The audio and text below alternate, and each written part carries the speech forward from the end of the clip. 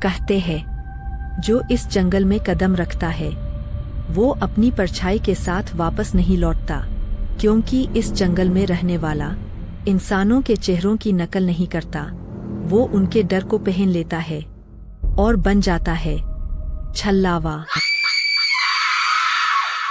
आरव और सिया शादी के सिर्फ 3 दिन बाद अपने हनीमून के लिए निकल पड़े, पर किस्मत उन्हें उस रास्ते पर ले आई जहां इंसान से ज्यादा छाया रहती है। आरव, ये कैसा रास्ता है, बिल्कुल डरावना। क्या करूं, जीपीएस तो यही दिखा रहा है। बस थोड़ा और आगे, फिर होटल आ जाएगा।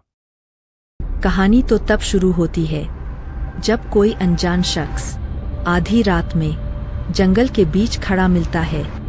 आरव, रुकना मत, मुझे अच्छा नहीं लग रहा। शायद किसी को मदद चाहिए। लेकिन जैसे ही कार पास पहुंचती है, बूढ़ा आदमी गायब हो जाता है। अब ये कहाँ गया? शायद वो पेड़ों के पीछे चला गया।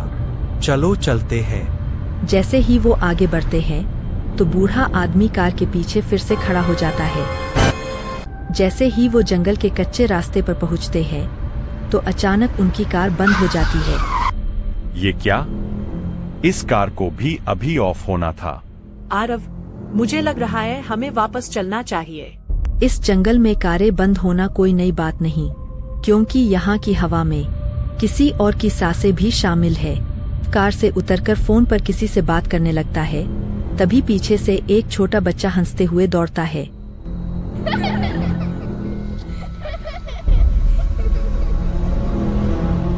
आरव, तुम्हारे पीछे कोई बच्चा है। इस घने जंगल में बच्चा कैसे हो सकता है? फिर वही बच्चा पीछे से धीरे धीरे रिया के पास आकर कहता है, दीदी, क्या आप मेरे साथ थोड़ी देर खेलोगी? जैसे ही रिया पीछे मुड़कर देखती है तो बच्चा गायब हो जाता है। छल्लावे की पहली चाल, मासूमियत की नकल। कार स्टार्ट हो जाती है, दोनों कार में बैठते हैं। कार आगे बढ़ती है और रास्ते में एक बहुत बुरी औरत बैठी दिखती है। आरव कार रोक देता है। आरव, मुझे लगता है कि मैंने इसे कहीं देखा है। ये वही औरत तो नहीं जो हमने शुरुआत में देखी थी? नहीं, ये कोई और लग रही है। बेटा, अंदर मत जाओ, वो जाग गया है। चलो आरव, मुझे कुछ ठीक नहीं लग रहा। दोनों लोग रास्ता बदलने का फैसला करते हैं। दूसरी चाल, डर का रूप लेकर रास्ता बदलना। कार का रेडियो अपने आप चालू होकर सिर्फ एक आवाज बजाता है, तुम नहीं बच पाओगे, तुम नहीं बच पाओगे, तुम नहीं बच पाओगे।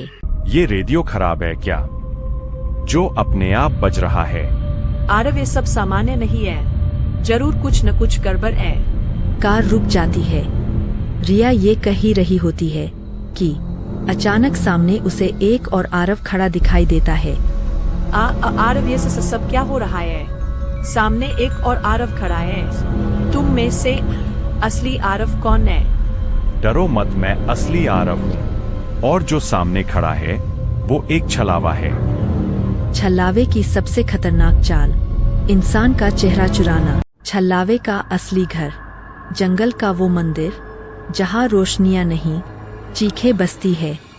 आरव, इससे पहले कि वो फिर आए, चलो यहाँ से मंदिर के अंदर चलते हैं। मंदिर के अंदर हम थोड़ा सेफ रहेंगे।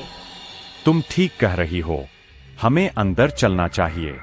दोनों मंदिर के अंदर जाते हैं। अंदर अजीब अजीब निशान और जगह जगह खून के निशान लगे होते हैं। ऐसा लगता है कि सालों से इस मंदिर में कोई नहीं आया। मंदिर बहुत डरावना लगता है। मंदिर के अंदर का नजारा देखकर रिया बहुत डर जाती है और कहती है, आरव, मुझे ये मंदिर बहुत डरावना लग रहा है। ऐसा लगता है कि यहाँ पर सालों कोई न आया हो। सामने दीवारों और घंटियों पर खून के निशान हैं। मुझे ये शापित मंदिर लग रहा है। आरव, मुझे बहुत डर लग रहा है। अब हम यहाँ से कैसे निकलेंगे? डरो मत, क्या पता ये सब उसी छलावे की चाल हो।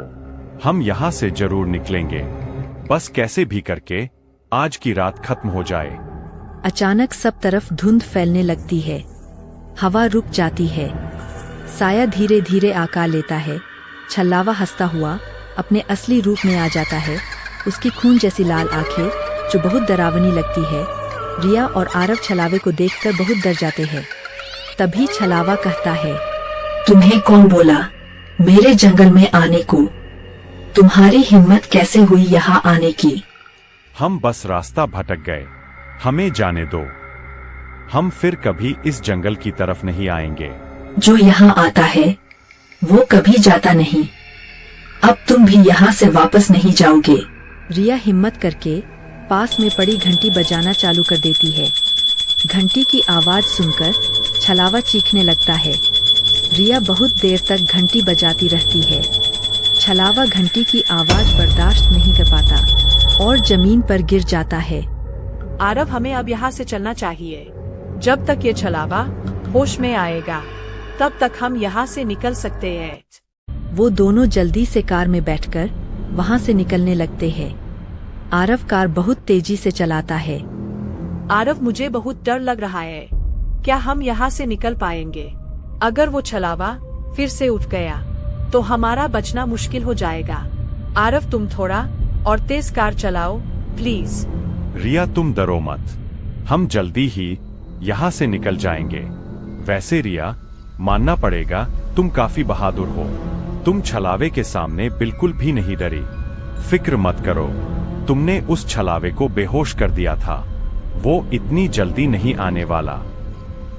अचानक वो छलावा फिर से उनका पीछा करने लगता है। आरव, छलावा हमारे पीछे आ रहा है। कार की स्पीड बढ़ाओ। जैसे ही कार जंगल की सीमा पर पहुंचती है तब तक हल्की सुबह हो जाती है और छलावा भी गायब हो जाता है।